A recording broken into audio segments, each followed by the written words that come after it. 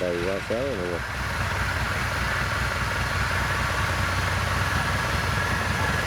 Đứng đầu rồi.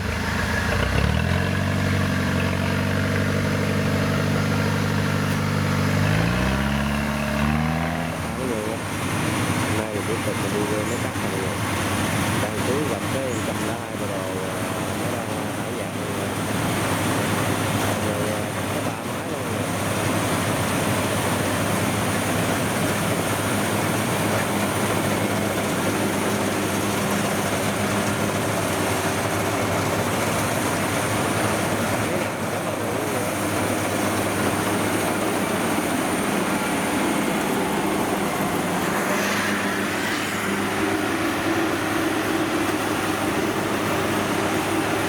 Mấy này như cắt lúa giống mọi người.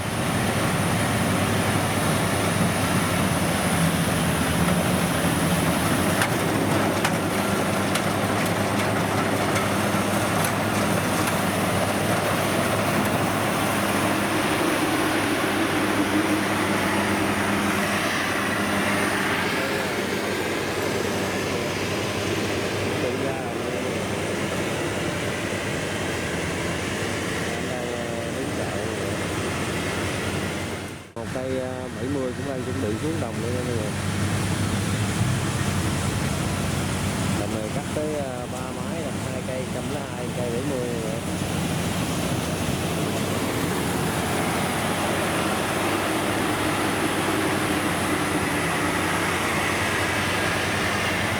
Cây 70 xuống luôn rồi.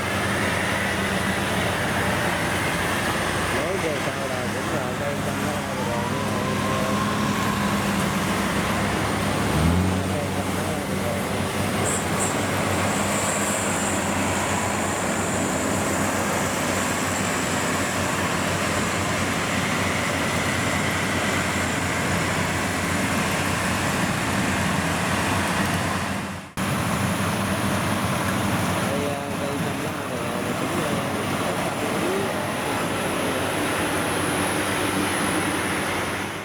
Vậy là cây 102 rồi cắt xong lúa giống rồi đã xong luôn rồi.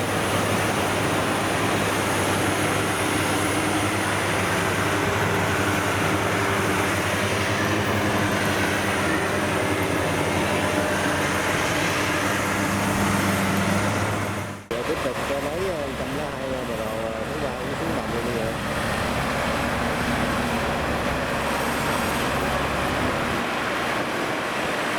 Đồng này rất là lớn, cắt 3 máy luôn rồi. Hôm nay chuẩn bị qua cái đường nuôi luôn rồi.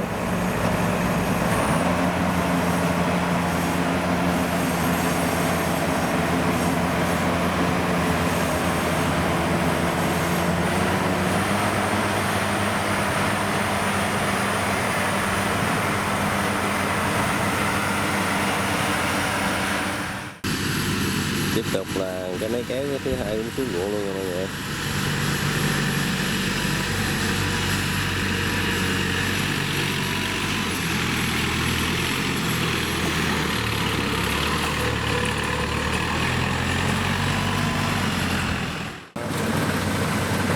Tiếp tục cái nuôi thả đồng dẹp rồi bây giờ cắt tiếp rồi.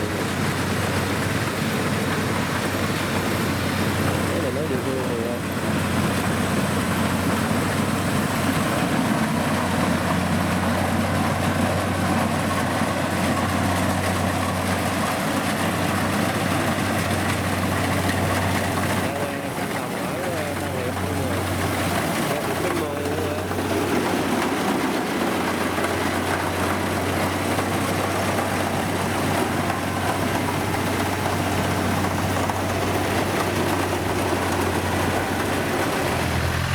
kéo đầu lúa rồi chuẩn bị kéo vô bà con mình nha mọi người.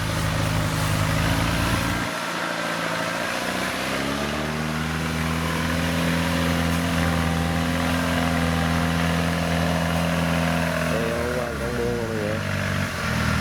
Đây là kéo từ qua xéo rồi mọi người.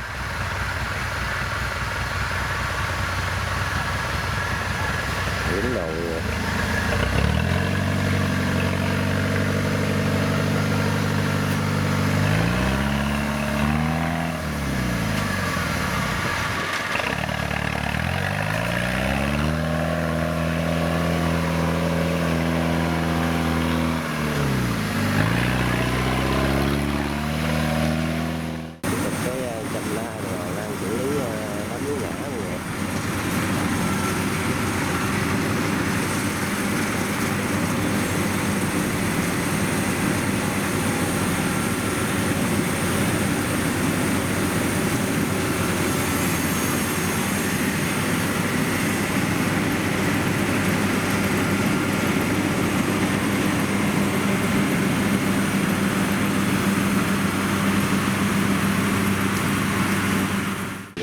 cái cách chở lúa ra là mọi người.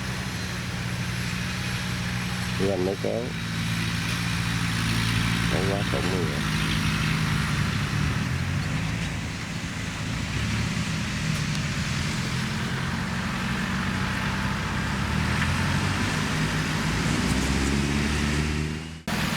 Đây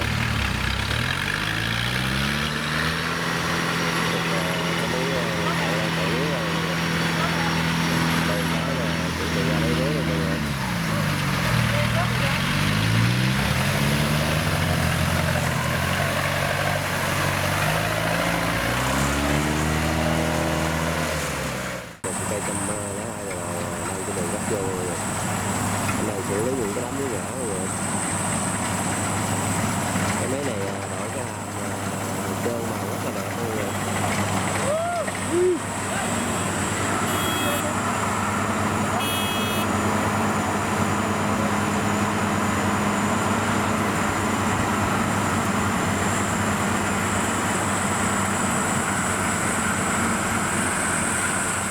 Cái kéo này có mui luôn rồi mọi người, cũng lẹ lúa cho người chở vô mọi người. Đồng này tới 4 mấy công đất rồi mọi người.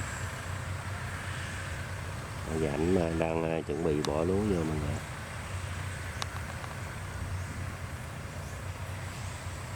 Lúa cũng đẹp chứ, cho ra đẹp. Rồi.